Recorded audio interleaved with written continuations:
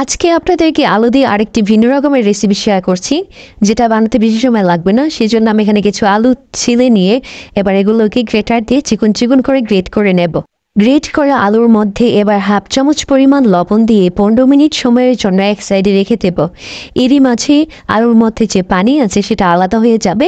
তারপর হাতের সাহায্যে চেপে চেপে পানিটাকে আলাদা করে নিয়ে নেব। এবার এর মধ্যে 1/4 চা চামচ কালো গোলমরিচের গুঁড়া, 3 টেবিল চামচ কর্নফ্লাওয়ার দিয়ে ভালোভাবে মিশিয়ে নিয়ে একটা বেকিং ট্রেতে বাটার পেপার দিয়ে তাতে সুন্দরভাবে আলুর মিশ্রণগুলোকে ভালোভাবে বিছিয়ে দেব। এমনভাবে বিছাবো যেন চারদিক থেকে স্কোয়ার শেপ হয়ে সুন্দরভাবে মিশে যায়।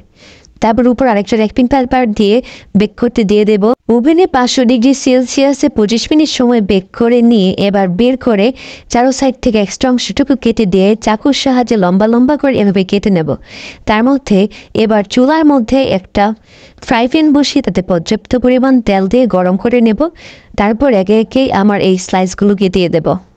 মিডিয়াম আছে এগুলোকে 15 মিনিট সময় ধরে লালচে করে ভেজে নিলে হয়ে গেল এই মজাদার আলু দিয়ে নাস্তার রেসিপিটি।